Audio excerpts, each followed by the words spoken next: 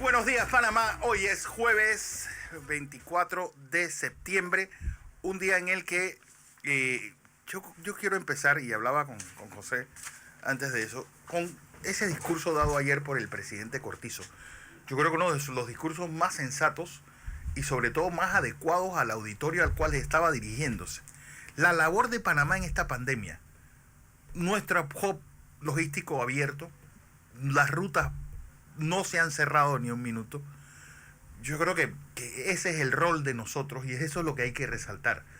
Somos un importante nudo de comunicación en el mundo y así vamos a mantenernos y así estamos demostrando su eficacia, su eficiencia y sus ganas de servicio al mundo. Nuestro canal, nuestros puertos no han dejado de funcionar, nuestro hub aéreo tampoco ha traído, nuestro hub humanitario ha estado supliendo a los países del área. Así que bien por él, en un día en el que pues vuelve el tema de las elecciones en los Estados Unidos. Ahora Trump evita comprometerse a una transición pacífica si pierde las elecciones.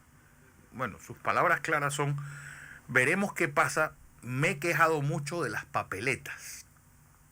Esto pues en un momento en el cual también varios presidentes del mundo han estado presentando ese informe en la Asamblea 75 de las Naciones Unidas.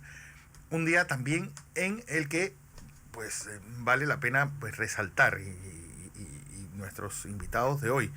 Vamos a tener al ministro Rafael Sabonge. ¿Cómo está la industria del entretenimiento? ¿Puede llegar cerrada hasta febrero? Sería una de las industrias que estaría pues totalmente clausurada durante un año. Además, vamos a hablar también con el gerente general de la Caja de Ahorros, pues cómo los bancos públicos van a servir de dínamo para nuestra economía vuelva al sendero del crecimiento. Don José. Buenos días, Fernando. Buenos días a toda nuestra audiencia que nos ve, nos escucha por KW Continente y que nos ve por Next TV Canal 21. Oiga, Fernando, ahora que usted habla eso de un año, me decía un hombre ya de Monagri yo ayer, que me llamó nada más para esto. Dice: Blandón, tú sabes que la pandemia te ha salvado. Y dije: cuénteme, ¿cómo que me ha salvado? Si yo creo que todo me ha complicado la vida. Y dice: no, mira, como la pandemia, ya tú no cumples años. Claro. Este año lo perdiste, es -1. Si tenías 70, ahora tienes 69, porque es 70 menos 1, 69. O sea, ha ganado un año, digo yo. Tu matemática es de monagrillo. ¿Ah? Tú puedes ser parte del equipo anticientífico, porque el año, así, con el estrés, dice: olvídate del estrés. Tú pones la codivisión ahí, cómica y toda esa cosa, y pásala tranquilo y come bollo. ¿Ah? Bueno, para que usted vea cómo hacen la matemática. Eso es lo que se llama tener humor. Oye, lo cierto es que hablando del interior, ayer la ministra de Salud dijo que lo ocurrido en Macaracas, la viceministra de Salud dijo que eso de lo ocurrido en Macaracas, bueno, ahí no había permiso de ningún tipo. ¿Qué va a hacer la investigación? ¿Y qué es el rol del alcalde en medio de todo esto, de una fiesta que fue realmente eso? Yo digo que deben tomar personas íconos. El alcalde le deben poner una multa. Sí, y le deben poner una multa por bobo. 2, a los familiares que permitieron que eso se hiciera. Es una multa. Se acabó. No pueden multar al pueblo. Sí, no puedes multar al pueblo. Toma 1, 2, 3. Y la policía ¿dónde estaba? Ya, listo. Ahí se murió. Oiga, Fernando, algunas cosas que contarle en este mundo lleno de tantas cosas importantes que están pasando. Y le voy a contar algo. El fallo de la Corte de Colombia, en la que le pide al presidente que pida perdón, pero que además garantice el derecho a la protesta sin represión, es un fallo sin precedentes en una corte colombiana que está caracterizada por ser una de las cortes de mayor prestigio en nuestra región y en el mundo. Sobre todo el componente constitucional de esa corte. Así que nada más que se lo dejo allí para que vea que en medio de toda la azarosa vida que hay en Colombia con asesinatos, secuestro, esta cantidad de homicidios, de casi prácticamente de masacres, esta caída enorme de la economía, el COVID, Colombia está peleándose el quinto y sexto lugar con Perú, ¿en qué lo hace más mal? Es una cosa increíble. Pero también quiero señalarle, como comenzó Fernando, tuve la oportunidad ayer de escuchar 3 intervenciones. Si usted no lo ve, usted puede ver en la web de las Naciones Unidas, ¿no? Escuchar, usted puede poner el país, el presidente o el que usted quiera, ¿no? Y ahí lo escucha. Escuché 3 intervenciones. Primero, la de la presidenta Áñez de Bolivia. Yáñez. No, Áñez. No, Y-A-N-E-Z. Yáñez. No, yo creo que es Áñez, pero búsquelo para que salimos de boda. Aquí está, cuando mis nietos me dicen algo, dice, abuelo, tú estás equivocado, ya preguntémosle a Mr. Google, va Mr. Google. Ahí no se equivoca en los nombres, ¿ah? Bien. Bueno, la presidenta de Bolivia, esta. Qué desastre de discurso dio esa mujer. Desastre. Yo no le voy a comentar sobre el contenido, me gustaría que lo vieran. Contrastando esa intervención. Áñez, perdón. Sí. Áñez. Yo la conozco bien por ¿no se acuerda? Era una de esas mujeres folclóricas que llegó allí, quién sabe por qué. Bueno, esa extraña mujer ayer hizo un discurso, presidenta, un discurso que Bolivia se merece algo mejor que eso. Pero se lo voy a dejar de tarea porque usted lo ve. Escuché el de Laurentino Cortizo en el otro extremo.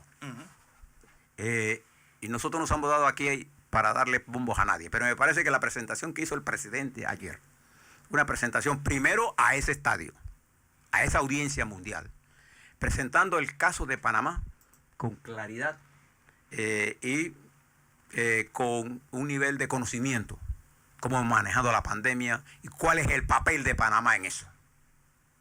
Y destacando nuestra estratégica posición geográfica y cómo hemos manejado esto.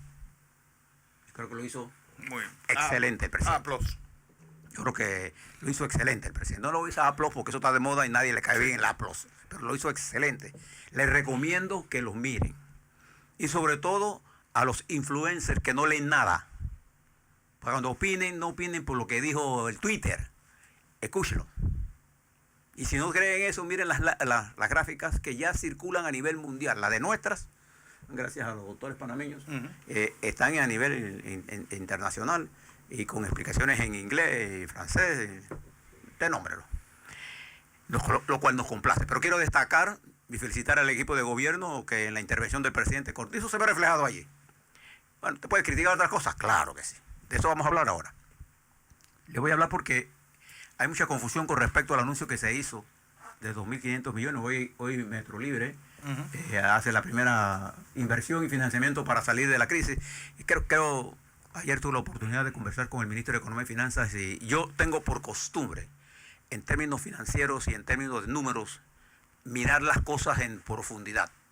Cuando lo haga, le voy a hacer, en las próximas horas estaré conteniendo toda la información para explicárselas a ustedes y discutirlas y analizarlas con ustedes.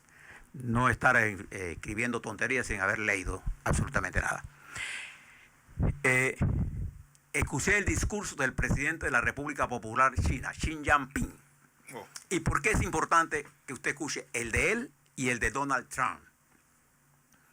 Porque se trata de la primera, Estados Unidos, potencia comercial económica del mundo, y se trata de la segunda potencia comercial, industrial, la fábrica del mundo, China.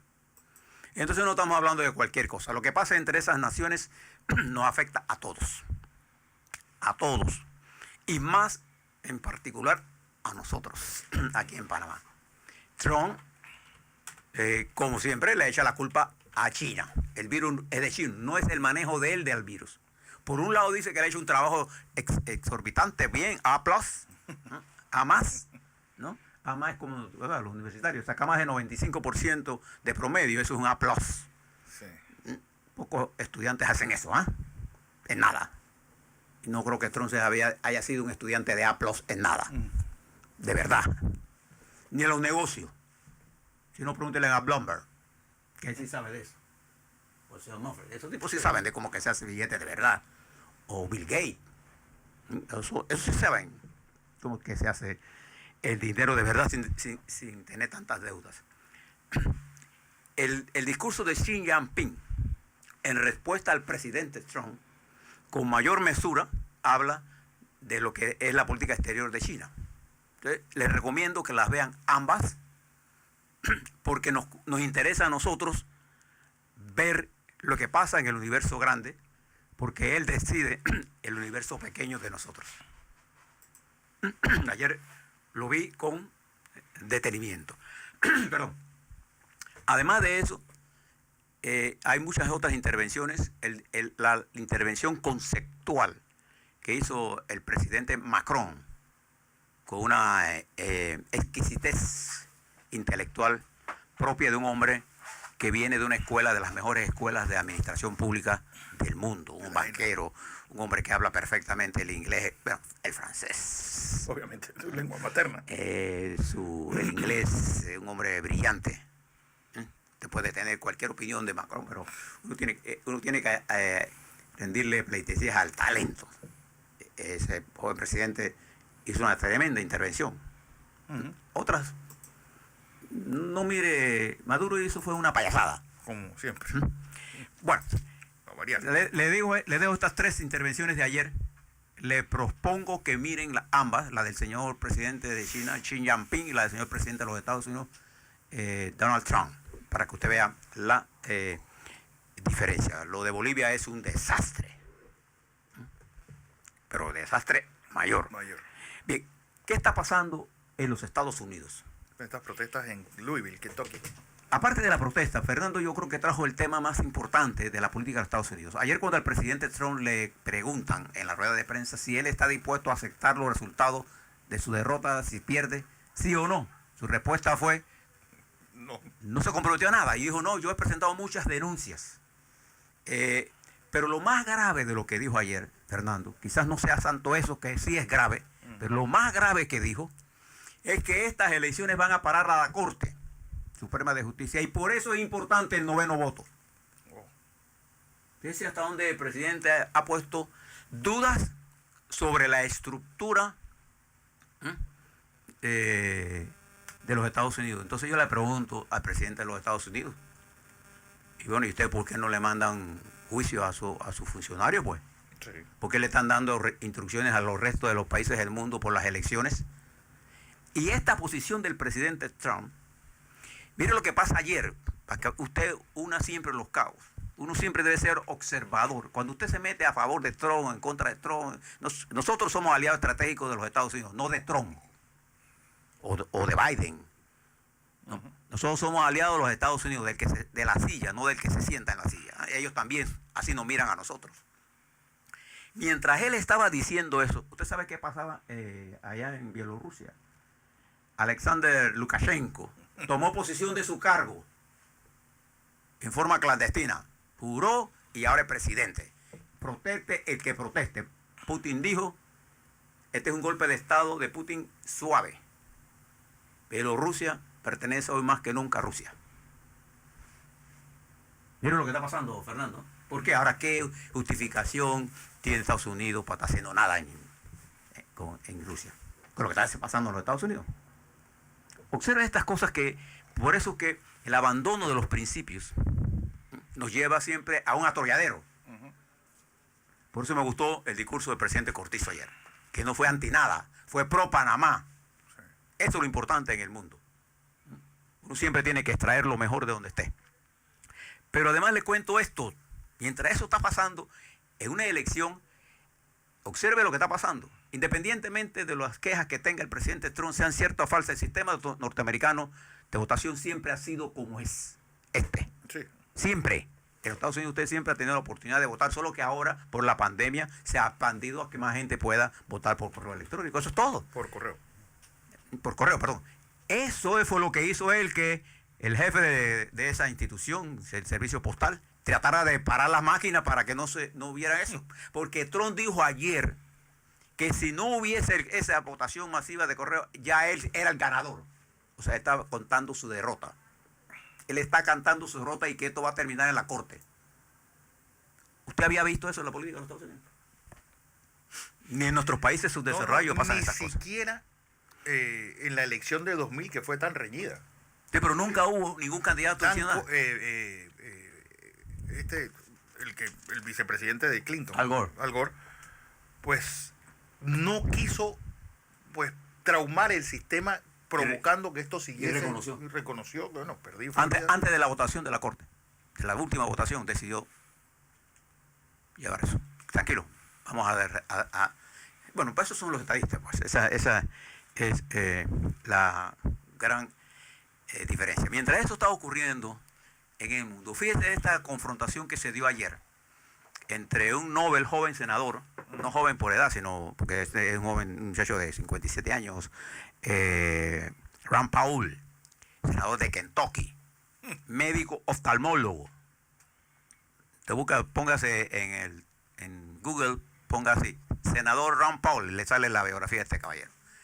Este es un doctor oftalmólogo que fue demandado por 2 malas prácticas. Una salió inocente y la otra, un acuerdo que él llegó con el paciente y tuvo que pagar $50,000. Bueno, este caballero ayer, que es doctor, pero no doctor sino en oftalmología, ayer tuvo un enfrentamiento con el doctor Fauci en una audiencia de salud en la Comisión de Salud en el Senado de los Estados Unidos. Y este caballero dijo que él no creía en el confinamiento, qué sé yo, y que Nueva York, el estado de Nueva York, con su inmunidad de rebaño, había controlado esto. Y esto molestó tanto a Fauci que le dijo, señor, déjeme contestarle. Y en tono enérgico le dijo, porque usted está acostumbrado a decir esas cosas. Si usted me está diciendo que con 22% de contaminación, que es el estado de Nueva York, hay inmunidad de rebaño, usted será el único que está diciendo esas cosas. Le digo morón. Bueno, hijo de Ron Paul. Entonces, este hombre, que era un conservador de eso, él fue el senador Ram fue miembro del Tea Party. el partido del Té. Se considera un libertario, pero es un atorrante en realidad. Es un médico oftalmólogo que está diciendo que la mascarilla, que todo eso es un abuso de poder. Y habla de la unidad, para que haya inmunidad de rebaño tiene que ver por lo menos una contaminación del 75% de la población. Y pretender hacer eso con un virus de este nivel es una torpeza extraordinaria. Bueno, Nueva York nunca tuvo inmunidad de rebaño. Hoy el porcentaje de positividad en Nueva York es 1% por las medidas de contención, sí, de mitigación que tomó y con los niveles de información que ese gobernador dio. Muy parecido a las cosas que nosotros estamos haciendo aquí. ¿Ven? Bien. Nada más para que ustedes vean cómo, y la doctora Deborah Birx está a punto de volar. Porque hay otro atorrante, Atlee, dirigiendo esto. Y fíjense ahora cómo encajan las piezas. Una nueva elección en la Corte para que haya una mayoría que él cree. Se puede equivocar el presidente, porque ya el juez anterior, ¿se acuerda? El Kavanaugh ya ha votado 3 veces contra las cosas que quiere. Que él quiere. Una cosa es antes y una cosa es después. Hay presidentes que creen que cuando nombran un miembro de la Corte Suprema de Justicia, ya ese hombre les pertenece o esa mujer le pertenece. Bueno, vamos a ver qué pasa. Todas esas cosas están pasando mientras el COVID avanza. La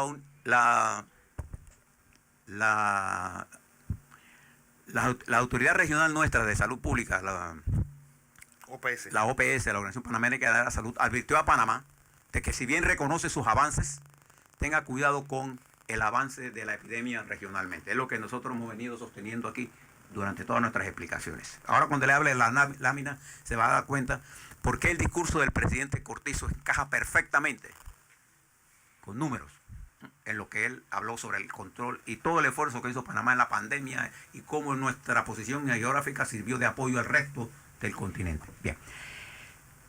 Mire cómo está el mundo. 32.214.804 fallecidos. 2 millones ha aumentado en las últimas semanas. Casos 987.000. Estamos rumbo al millón. Casos de fallecidos. En los Estados Unidos estamos sobre 7 millones. Ya estamos sobre 7 millones de ayer. Estamos en positivo. 7.140.088 206.598 fallecidos. Usted va a encontrar que en las cadenas norteamericanas hay diferencias en los números. En la CNN reconocen cerca de 202.000 por ahí. La NBC reconocen 204.000. Esta reconoce 206.500 porque las fuentes de información son diversas. Al final, la tendencia es la misma. 206.000 a 204. Hay 4.000 muertos de diferencia, pero usted puede estar seguro que la subestimación es mayor. La subestimación. Sigue siendo la India y que como la velocidad con que va la India va a pasar a los Estados Unidos. Va a pasar a los Estados Unidos. Sigue Brasil. 4 millones, Brasil, 4.624.885 casos totales, 138.977 fallecidos, 493.000 casos activos. Y mientras eso está ocurriendo, en nuestra región, ¿no? Observe usted la situación de Colombia y de Perú. Extremadamente volátil y peligrosa. La de Argentina, en términos del COVID, se han incrementado. Mientras esta presidenta estaba hablando allá en Bolivia, ella ha manejado esto con un desastre absoluto, con un desprecio a la... ¿Cuál es la población más importante en Bolivia? La indígena, la autóctona. Cuando da un desprecio absoluto a esa población. Entonces, usted no puede manejar esto si no entiende la cultura. Bolivia es un pueblo multicultural. Bueno, es que el norte es quechua y el sur es aymara. Entonces, esta situación, que no la entiende la señora presidenta, ella reflejó su nivel de ignorancia de su propio país. Eso es lastimoso para nuestro continente. La situación de Argentina, enfrentada a esta múltiple crisis, la situación en Colombia, ¿no? La situación en Costa Rica al lado de nosotros. Ya 41.142 casos activos, es decir, tienen ya 20.200 casos activos por encima de Panamá. Escuche esta cita que le voy a dar, la tengo apuntada aquí. Le voy a dar quizás lo que yo soplé ayer como la oración de más impacto ayer. Siempre supimos que la perspectiva de una segunda ola era real. Estas son las palabras del primer ministro de Inglaterra, Boris Johnson, que ayer decía, estamos en la segunda ola. Y ha cerrado parcialmente Inglaterra. En España, la segunda ola es un hecho.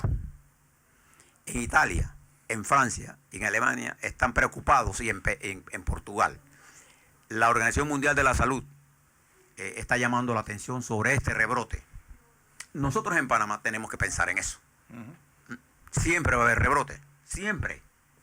Acuérdense que las medidas de mitigación tienen un solo sentido: proteger el sistema hospitalario para que no se vuelva, para que la pandemia no nos haga inmanejable el sistema. Nosotros hemos sido exitosos en esa estrategia, ¿no? Y hemos controlado el virus. Nuestro nivel de reproducción del virus está por debajo de 1 todavía, pero muy cerca de 1. Tenemos que bajarlo. Eso lo bajamos entre todos, haciendo caso a la referencia. La situación de México con el desempleo. La Organización Internacional del Trabajo reconoce que a nivel mundial se perderán más de 457 millones de empleos. En Panamá podríamos estar hablando de 200 a 300.000 desempleos. Y es por eso que la gente se pregunta, ¿estos financiamientos para qué son? Y Metro Libre dice hoy que son para inversión y financiamiento para salir de la crisis. Ese es un mensaje claro. Ese mensaje tiene que ser explicado al pueblo en diferentes formas. Bien. Mientras eso está ocurriendo, ¿se acuerda de aquel paísito chiquito? Que era un país maravilla, que era la Suiza del Mediano Oriente, el Líbano. Ahora se encuentra golpeado no solamente por una violenta recesión, sino por un incremento de la pandemia. Se analiza que la situación del Líbano, con las diferencias, es muy parecida a la de Yemen, en la que los niños son los primeros que mueren. Y no solamente que mueran, sino que mueren de hambre. ¿Usted quiere algo más doloroso que esas escenas de niños muriéndose de hambre, con los ojos abiertos, así, casi prácticamente con energía solo para respirar?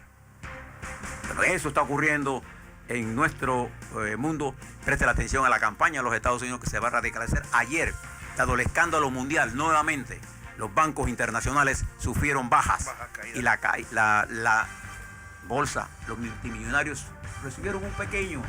Usted veo que ya Trump no habla de la bolsa ni ayer ni hoy, ni anteayer ni ayer.